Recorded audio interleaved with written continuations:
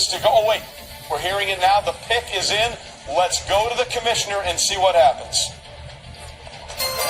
With the 5th pick in the 2020 NFL Draft, the Miami Dolphins select Tua Tagovailoa, quarterback, Alabama.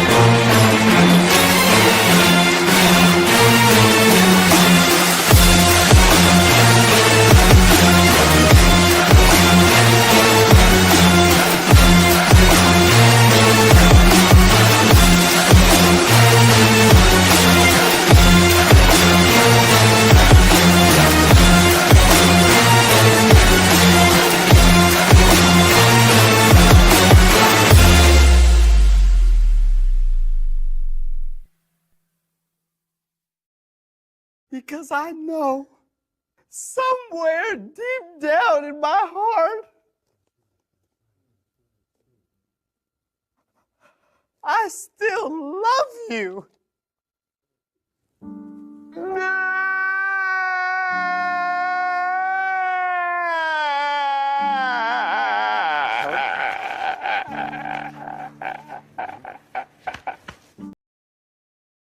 Oh, the tears of unfathomable sadness. Yummy, yummy. What is up, Straight Talk Society?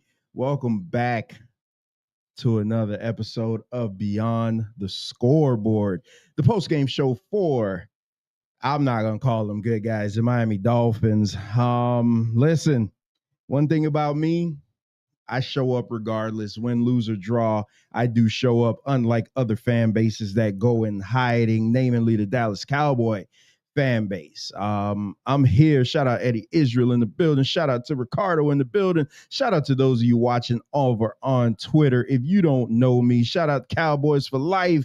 Oh, you're here now, huh?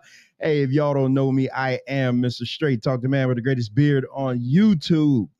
And I do this little show after every Miami Dolphins game. And I'm going to tell you, man, we're not here for a long time. We're here for a good time. This show is not long.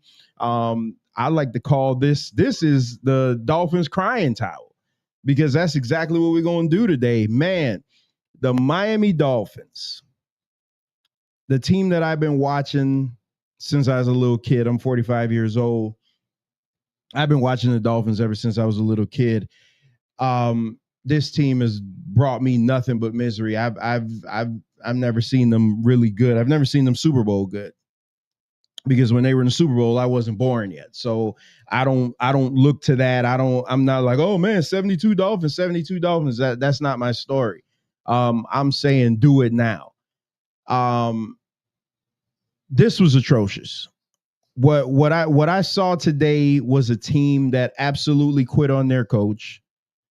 Mike McDaniel should have been fired last year. I don't know. Has a team ever fired their head coach after the first game? I don't know. But they can't continue like this. The Dolphins have absolutely quit on Mike McDaniel. And I'm not just saying that you're like, oh my God, it's overreacting. One thing I don't do on this channel is I don't overreact. I do wrestling and I do NFL. I don't like to overreact to certain things that I see, but what I saw today was a football team that gave up on their coach, and I saw a quarterback that is not as good as I've been saying for the past 6 years. Everybody knows I'm the biggest Tua fan on earth. I mean, I am. Oh my God, all I do is sing the praises of Samoan Sniper, and I'm like, oh man, he is the most important piece to the team, which I think he still is, because I doubt the team could operate without him. And my God, if they can't operate without him the way he played today, oh boy, we are in for a long, long season. This game was atrocious. The Dolphins played the Colts. I mean, the Colts aren't world beaters. They have a good running game. They have a tight end that is phenomenal. We'll get into him later, the way he completely destroyed the Dolphins single-handedly. They got a great running back, but they aren't world beaters. I mean, Daniel Jones is a journeyman quarterback, middle of the road. He's not Joe Montana out there. He's not Tom Brady out there, but the Dolphins made him look like he was a superstar today. I mean, it was, and let's talk about this pass rush.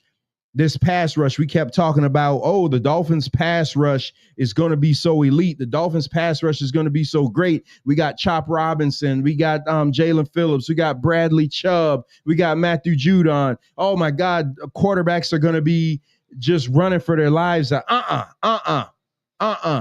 Daniel Jones had all day to throw the ball. I got game notes. I may not even have to get through my game notes.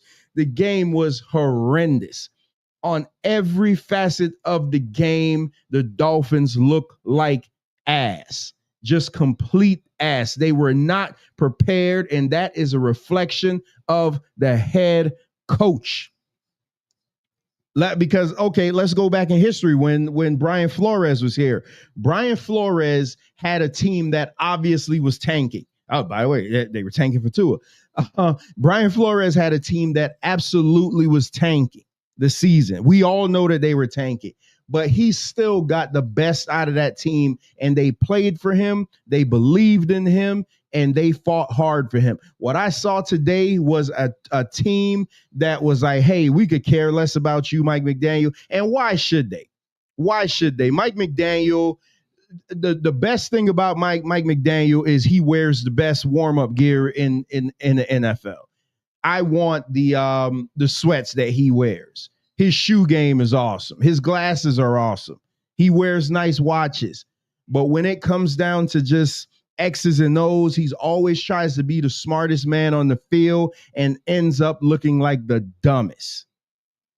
Oh, it's going to be one of those shows today. Like I said, we're not here for a long time. We're here for a good time. I am almost done, but I have to see. I got to listen. Good thing for me that I do this, so I don't need to listen to other podcasters and things like that. And again, I'm not the fan that's, the ship is sailing and let's everybody burn everything down. I'm not that guy. I try not to be that guy. I'm very rational. I try to look at things for what they are. But you played the Colts. You didn't play the Ravens. You didn't play Buffalo. You didn't play the Chiefs. You didn't play the Chargers. You played the Colts. You played a team that was not good. You played a subpar football team. And even if the Colts would have won, listen, the Colts had a lot going on for them. Their owner just died, so they were kind of playing for the owner, blah, blah, blah. So whatever. They had a lot going for them. Even if you would have lost, you don't lose 33-8 against that team. You just don't. And that's where I say the Dolphins are in a world of trouble. They're in a world of trouble. That O-line is still terrible. The secondary could be the worst secondary in the history of the NFL. Let's talk about all the injuries that keep on piling up. For the way that they said that the Dolphins training camp was the hardest that it's been, and they're trying to instill toughness in the team. They're trying to get the Dolphins tough. They want to make the Dolphins tough. Oh, we want to make the Miami Dolphins tough. They're still soft. The Dolphins have always been a soft football team. Everybody that comes here and plays for the Dolphins, when they leave, what's the one thing they say on interviews? My God, that's a soft team.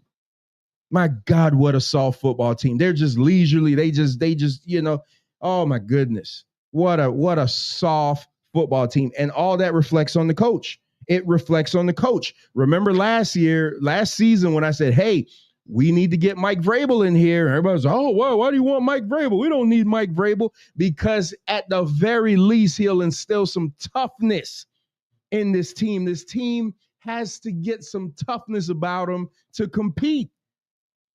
I mean, we got New England next. New England isn't world beaters, but New England is going to play tough and hard for Mike Vrabel.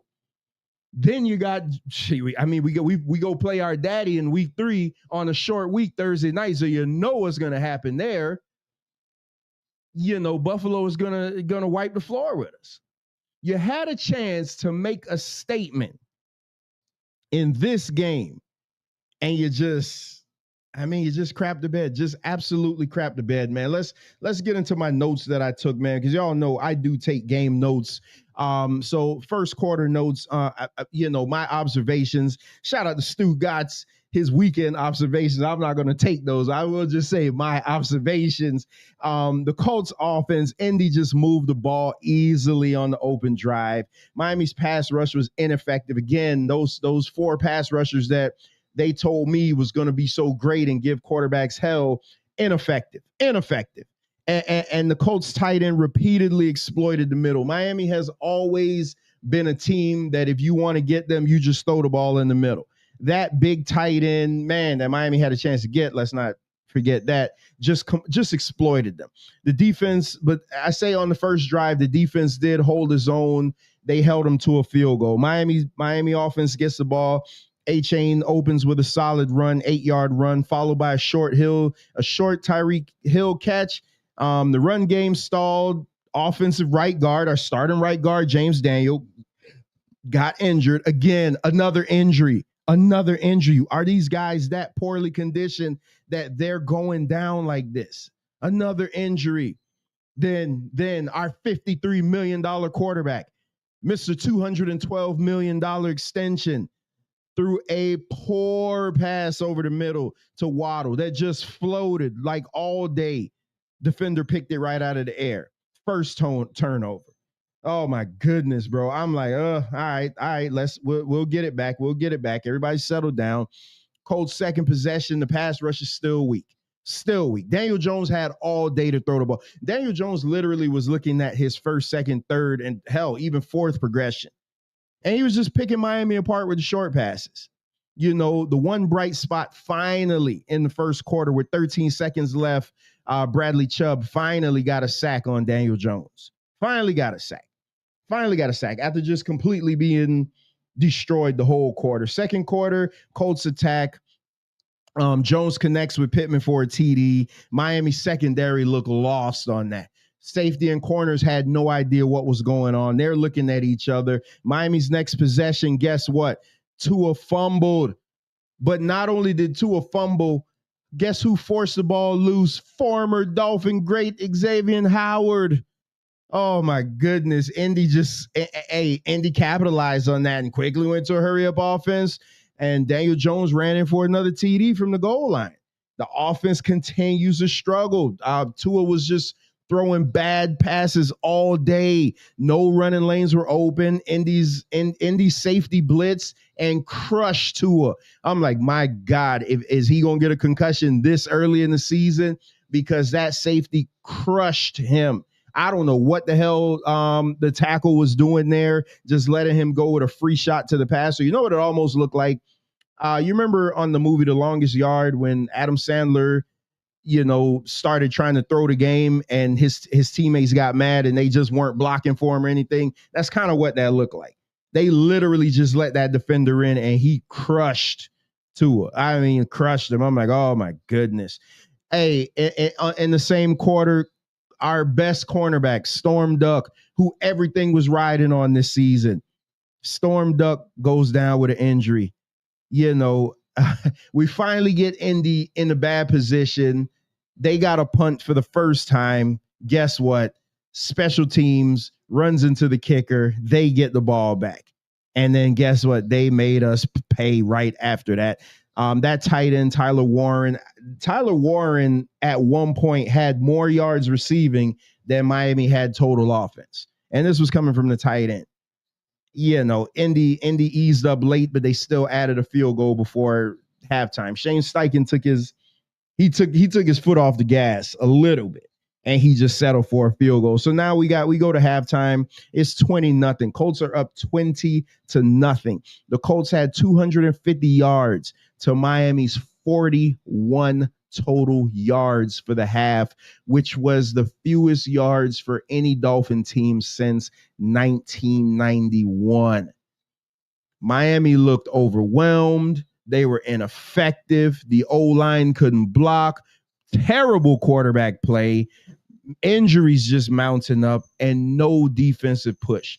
That was my summary for the first half for the Dolphins. Overwhelmed, just totally ineffective out there. They just were just a terrible team. Terrible in every facet of the game.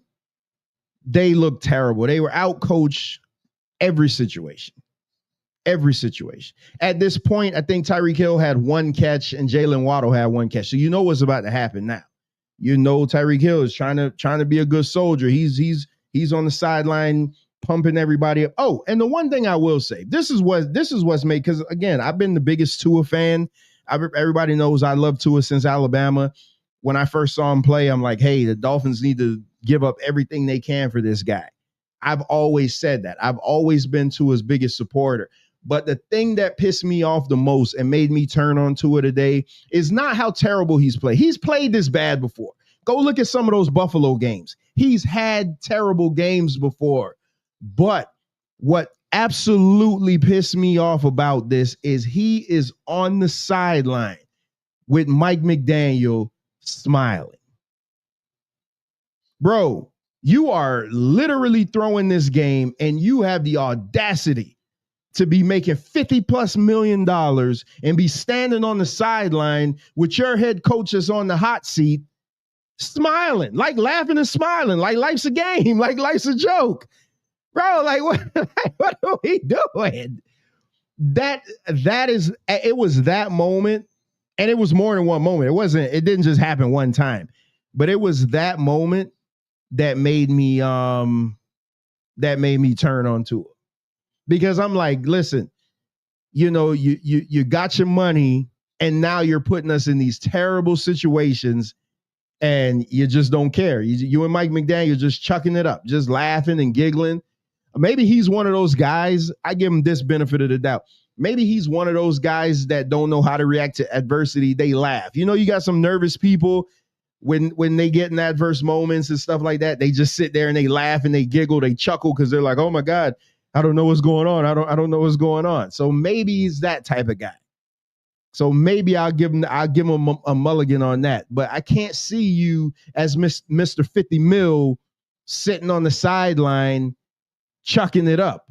Mr. I only played one full season in my career. You know, Mr. Let me throw my coach Brian Flores under the bus and say he was a terrible person. I can't have you as that guy, and now you're sitting there chucking and laughing when you're throwing the game away, when you're throwing ill-timed passes, you're throwing stupid interceptions. Not even contested interception. You're just like literally, oh crap, a Colt is right there. Let me throw it there. Like, come on, man. Let's get into the second half, man. Because like I say, I'm here for a good time, not a long time. Cowboys for life. If I was you, I'd pump the brakes on the no playoff win now. Come on now. You know, one thing about y'all Cowboy fans, man, y'all soon forget, you know, that it's been a while for you guys too. I mean, come on now. Let's keep it consistent. So let's go to my third quarter notes. Miami's offense, the Dolphins opened up with short passes, but quickly lost momentum. Everything was short. Everything was in front of them. Everything that they couldn't open the field. And mind you, Xavier Howard was one of the corners. So you had the ability to stretch the field. They just didn't do it. Jalen Waddle went down after a pass. Defender landed on him. He went down, he clutching his arm. I'm like, oh my goodness. So you got Jalen Waddle, you got James Daniels, you got Storm Duck. 3 starters that we depended on this season went down. Tyreek Hill even went out for a couple of series. Tyreek Hill went out. He had to go in the blue tent. I'm like, my goodness, bro. Is everybody going to get injured in this first game? So not only are we getting injured, not only are we getting beat up, our pride is getting destroyed, but our players are also getting crippled. It really Indy looked like a professional football team playing against a college football team. You know what it looked like? It almost looked like the team Florida State played yesterday. Shout out to Florida State Seminoles. Being a Seminole fan forever. Hey, I'm going to take a win just how it is. We're in the top 10 now. I don't really think we probably should be ranked that high, but I'll take it. 77 points yesterday against a team I never heard of. That's almost what this looked like. This looked like Florida State's high power offense against that Eastern whatever the hell team they played yesterday. Miami was that unprepared. Miami was that out-coached. Miami looked like they had no business being on an NFL field. But it gets worse. Tua continues to struggle. Tua said, man, if you thought that first interception was bad, wait till you see this one. He throws another interception across the middle. And it was at that point, I said, Mike McDaniel, if you want to keep this team, if you want to make this team believe that you have some balls, that you're a head football coach, and this is your team, then you will bench Tua. You will bench Tua because he is giving you zero chance to win right now. Zero. At least bring Zach Wilson in, or hell, if you really want to make a impact, bring Quinn Ewers in to really see if we could light some type of spark. But no, he just keeps Tua in. He just keeps him in. Oh yeah, just continue. Like you're literally throwing the game away for us, but just keep him in. Just keep him in. Keep him in. So the Colts continue to just pour it on. They extend the lead. They add another field goal. Now the score is 23-0. We got a brief spark. Waddle did return. Tua connected with a 21-yard pass to Tyreek Hill. Beautiful pass. A-Chain broke a 15-yard run. And guess what? We're like, oh, man, we got some light now. We got some light. We got that spark that we needed. Because the Dolphins will spot you 20 points. It's not like the Dolphins haven't done this before and spotted teams 20 points and then ended up coming back on them. So I'm like, okay, maybe they went and woke up. McDaniel gave them a kick in the ass. Nope. 4th and 6, they go for it. They get stuffed. Terrible pass by Tua. Terrible pass by Tua. So this is a concern that I had. And I've been having this concern ever since I've been doing this show. The Dolphins lack a big physical receiver. The Dolphins need a big receiver that's over 6 foot. The Dolphins need a receiver Daniel Jones is 6'5", I think they said, 230. The Dolphins need a wide receiver that's that big to go up for those contested passes, to go across the middle, to do the jump balls in the end zones. Tyreek Hill is 5'11" at best, and you expect him to go up against these big corners. He's catching passes across the middle, getting crushed, getting hit in the back of his head because he's so small. The Dolphins lack a big body receiver. The team is too small. They're not physical. And every time I watch them, it becomes more apparent. I notice this more and more. It's like nothing's easy for them. All the yards, everything they get is hard. It's hard yards. Nothing is easy for them. Nothing is easy for them. And just to show you that, the Colts were up by 23, clearly got the game in hand. They still went for it on 4th and 2, showing just complete disrespect for the Dolphins. You're like, hey, you know what? We're going to keep going for it because you can't stop us. So let's get to the 4th quarter. The Colts continue to dominate. Indy keeps pounding Miami's defense, which was dreadful, with runs and short passes, because now Jonathan Taylor is getting warmed up. So now he's ripping off those 8 to 10 yard runs. They confidently, again, they're in 4th down situation again. Hey, no problem. 4th and 1, quarterback sneak. with Daniel Jones because, again, Daniel Jones is a big body. He's over 6 foot tall. He's 230 pounds. He can get behind his old lineman and run. Guess whose quarterback can't do that? The Dolphins quarterback, because he's a little fella. He's a little fella. He's a little concussion-prone fella. He can't do it. The Dolphins need to get bigger. I can't wait until the new regime comes in here. And listen, man, we just first game of the season just started in September. Here I am already calling for the new regime. Whatever new regime comes in here, you need to gut the team and get bigger and physical. We got to get a big physical team that starts with big receivers and a quarterback that can see over his old lineman. Yeah, I'm done with Tua. I say I'm done. If you guys show up Tuesday, I'll tell you what's going on with me health-wise. But if certain things weren't going on right now, I'd take this jersey off and throw it in the garbage. I'm done. I've seen all that. I've seen enough. I can't do it anymore. Physically, I can't continue to have this team get my pressure up like it has for all these years. I just can't do it physically anymore. So you guys come by Tuesday for Not Man Talk Monday, and I'll explain to you what's going on with me physically as to why I need to keep it calm now. I can't be getting all worked up. I can't have the Dolphins work me up anymore. They've done a lot to me over the years. We have been in an abusive relationship with the Miami Dolphins, and I can't do it anymore. So of course I'm still going to watch the games. I'll still do the shows and cover it, but I can't get into, and those who know me personally know why I can't get into it the way that I have been. Just can't do it. I just can't do it. I just physically just can't do it. Here's the thing. 10 minutes left in the game, I was saying, man, this team quit on Mike McDaniel. They look like they quit on him. You know, Daniel Jones capped another drive off with a 1-yard TD. Now it's 30-0. So Tua throws a nice pass on the sideline to Tyreek Hill. Tyreek Hill clearly gets both feet down. They don't call it. They said that he was out. They're showing the replay. Everybody sees. Even the booth is like, that's clearly a catch. That's clearly a catch.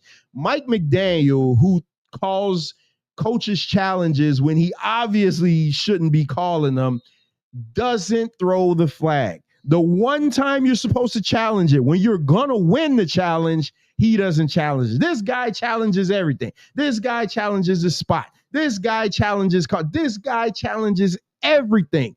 But the obvious pass down the sideline, he doesn't call it. He doesn't have confidence in himself anymore.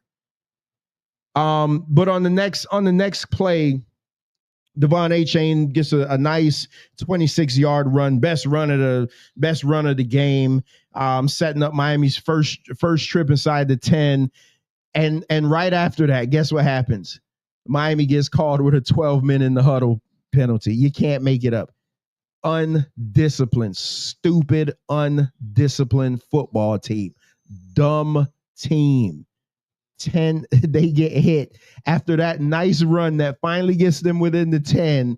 They get hit with a 12-man in the huddle call. You can't make it up, man. No harm, no foul. Tua connects to Achane for a 6-yard touchdown run, and they get the 2-point conversion, cutting it to 30-8. By that time, it was already over, man. Indy responded with another field goal, extending the lead to 33-8. Finally, now with 2.5 minutes left in the game, now you see Zach Wilson warming up on the sideline. Finally, they bring Zach Wilson in. I guess they allegedly benched Tua, but this game was a complete disaster. This game was a complete disaster, man. Shout out. It's 62 of you guys watching right now. I appreciate that, man. Shout out Soldier for Life. Shout out to Cowboys for Life. Ricardo, Eddie Israel, man. Those of you on Twitter, man, y'all could respond on Twitter, man. There's a lot of you watching over on Twitter. You can type in the chat, man. Let me know your thoughts on the game, man. I thought the game was put some tears in the cup for you. Oh, hey, you know what, Zay? At least wait a minute, your team won. No, shout out to D-Lock in the building. So we're gonna get into the scores of the game. Y'all know I always like to go to the scores of the games, but I got to the Dolphins are a terrible football team. And it's crazy. First game in, I could emphatically say that. And here's the thing: I compare every Dolphin season. I compare them to the worst Dolphin season ever, which was the 2007 Dolphins. So now going forward, I'll be comparing this team to the 2007 Dolphins, because at least the 2007 Dolphins, as terrible as they were, they fought for Cam Cameron, and Cam Cameron will go down as the worst coach, maybe not just in Dolphin history, but in NFL history. But at least they played for him. This team has completely, shout out to MD in the building. This team has completely quit on Mike McDaniel. First game in, they quit on him. The poor tackling, just not it. A D-Lock, it should be Mike's last year. Y'all answer me in the chat. I don't know. Has any coach ever been fired after the first game? And y'all know how much this, because I was boy genius. Oh, boy genius. Mike McDaniel going to revitalize. I played the video of Mike McDaniel on the phone telling Tua, oh, you're going to thank me because I'm going to save your career. And, this is going to be the greatest meeting ever. And for that one season, it was. But that one season, boy, Mike McDaniel and Tua were making us look like idiots, because, man, they and listen, I want to be wrong. I hope that this is just an anomaly and they just had a terrible game and they finished the season strong. I had them going 10-7 this season, so it's not going to change. Well, I don't know if that's going to change, but that was my season record for them this year, was 10-7. I hope that I am wrong. I have this bottle of 1800 back here that I said that I was gonna drink after the Dolphins' first playoff win. Unseen, unfortunate circumstances, I can't drink anymore. But I'll still crack the bottle and pour it outside so you guys can see or something. So no head coach has ever been fired after the first game of the season. Well. MD saying they'll take him anything other than that pistol offense. Listen, MD, you saying that you don't want Mike McDaniel. Mike McDaniel is a trash coach, and as long as things are working, he looks good, but he can't coach himself out of a paper bag if he gets any type of adversity. And that's the truth of the matter. He's not a good coach. Oh, you know what? I'll say this. He may be a good OC. He's not a leader of men. Let's put it that way. Nobody wants to fight for Mike McDaniel. Nobody wants to say, hey, we're getting our ass kicked 20-0 against the mediocre average Indianapolis Colts. Let's show some balls and go out there and fight. Nobody on the team says that, because you don't have any leaders on the team. You don't have a Calais Campbell anymore. Oh, and you don't have a Jalen Ramsey, because we traded Jalen Ramsey to Pittsburgh. And guess what? Jalen Ramsey saved the game twice with two great pass defenses against the Jets. You can't make it up. You cannot make it up, bro. I swear. Shout out to Bones in the building. You cannot make it up. I assure you. The Dolphins must be the most snake-bitten team in the NFL, man. You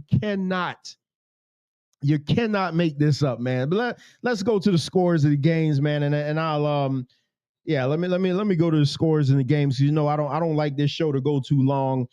Opening week, we had Cowboys and Eagles. I didn't even know that was a weather delay in that game, but the Cowboys fell to the Eagles 24-28. Respectable loss. You lost to the world champions. You lost to the world champion, so it is what it is. In a somewhat of a shocker, the Chargers beat the Chiefs on Friday night from Brazil. I kind of hate these international games. I know why they do it. I'm not a fan of it. You have the Dolphins suffering the worst loss of the weekend so far, 33-8 losers against the average Colts. The Steelers and the Jets. Steelers take it in a thrilling game, 34-32. Panthers with 5.5 minutes left The Panthers are trailing the Jaguars 23-3. Still won't lose by more points than the Dolphins.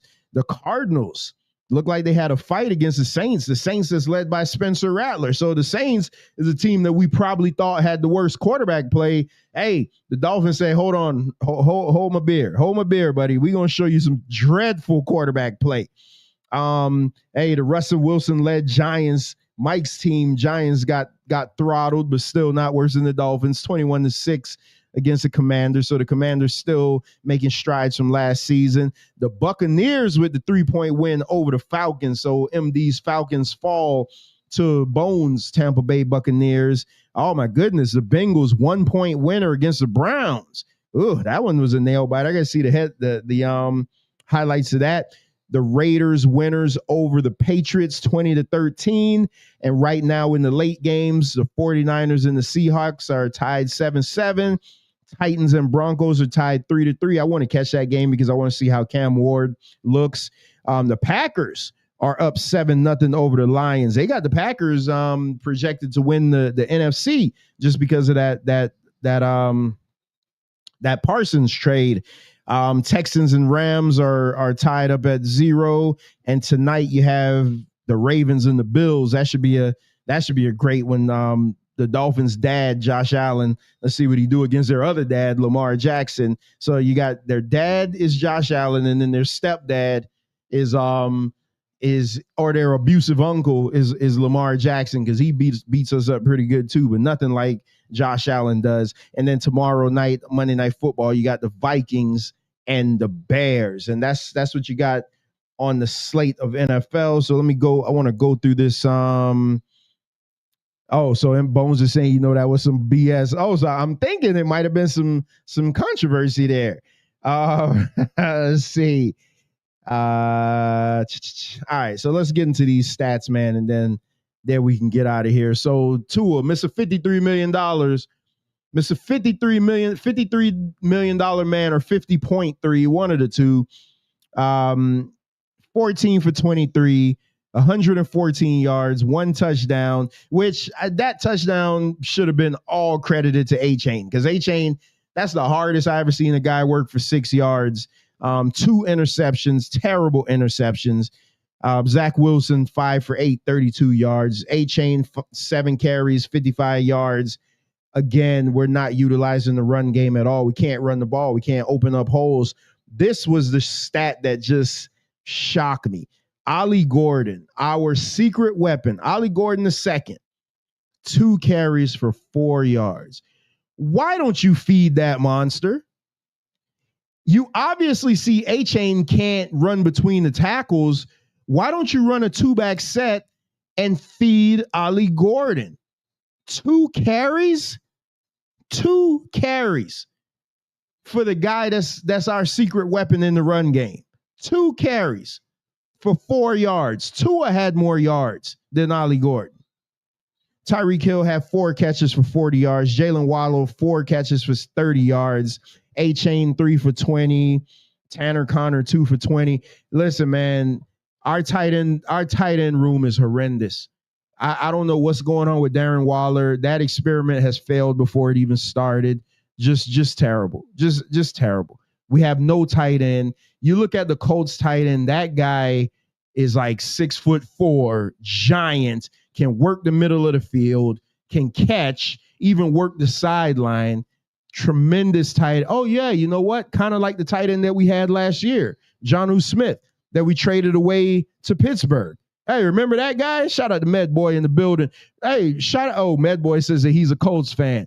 Hey, hey, Med Boy. Hey, listen, man. The Dolphins played like trash, man. Y'all look like Super Bowl contenders against the Dolphins. If you can get a Dolphins on your schedule every week, hey, pad them stats. I wasn't last year when the Dolphins, year before when the Dolphins put up 70 against Denver. I was saying they should go for the record. Don't take your foot off the gas. You're all professionals. You're paid to stop me. Keep going. So when the Colts kept trying to run up the score, shout out to Jackie McCall in the building. When the Colts kept running up the score, I was like, hey, stop him. Stop him. If you bad enough, stop him. But you can't because you're not a good football team. You're not strong. You're getting pushed around. When Daniel Jones' jersey was clean, I don't think he got the one sack. Chubb sacked him one time, and he may have got hit twice. Daniel Jones played if Daniel Jones had protection like this when he was in New York, he'd still be in New York right now. He'd still be in New York right now. He played the cleanest game he ever is going to play his entire career. And remember, it was 2 years ago he played against the Dolphins when he was still in New York, and they destroyed him and put him out of the game. And I think he was out for a year. So, I mean, you had to right now. Listen, there was a rankings going around, and they had the Dolphins ranked as the 29th best team in the NFL. There's only 32 teams in the NFL. And I got pissed. I'm not going to lie. I got pissed because I'm like, man, the Dolphins are going to win 10 games this year. We should be middle of the pack. After seeing today, and again, I hope it changes for you new people that's watching. There's like 60 of you watching over on Twitter, man, and I appreciate that. I am not that guy. I am not Mr. Oh, let's burn the house down. Let's go to Hard Rock and burn everything. I'm not that guy. I am the guy that says we're not as good as they think we are, but we may not be as bad. Let's sit and watch. But what I saw today is a football team that has completely quit on their head coach. And I have seen a head coach that has lost his team. There was a picture. I was trying to find that picture so bad where Mike McDaniel, after Tua threw that last interception, we got New England next week. After Tua threw that last interception, Mike McDaniel just had this look on his face like, my God. It almost reminds me, again, back in 2009, this was 2009, 2010, after the Bill Parcells regime was here. We had that 2008 miracle season, 11-5, got our ass kicked in the first round of the playoffs to the Ravens, but nevertheless. So there was a terrible call by the ref. And Coach Sperano at the time, man, God rest his soul, Coach Sperano was recorded on the sideline. They caught it on the camera saying, you got to make the call. I'm about to lose my job. He's like, you got to get this call right. I'm about to lose my job. And that look from Mike McDaniel after Tua threw that interception was like, I'm getting fired, ain't I? I'm getting fired, ain't I? I put my stock in this guy, and this guy let me down. And that's what it is. That's what it is. Tua losses. This game is completely on Tua. The defense was ass, but so Trevor, you want to keep Tua fired? No, I don't want to keep Tua. Unless Tua goes on and again, y'all know me personally. Y'all know how bad this is hurting me to be criticizing Tua as much as I have. You can go back to 2 years of me doing this show. I call him the Samoan sniper. I say he's one of the best quarterbacks in the NFL. Just give him some time to throw the ball. I have always sang the praises of Tua.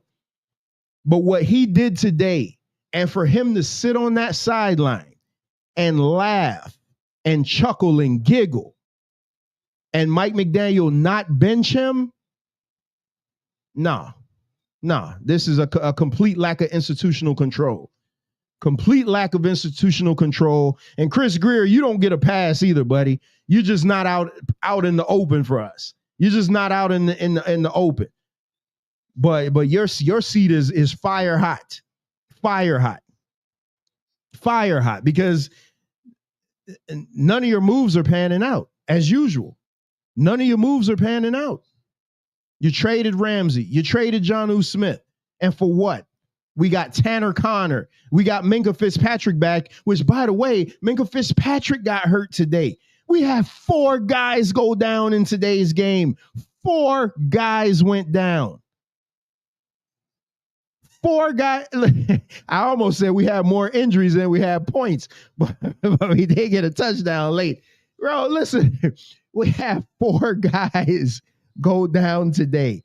and like 4 major guys.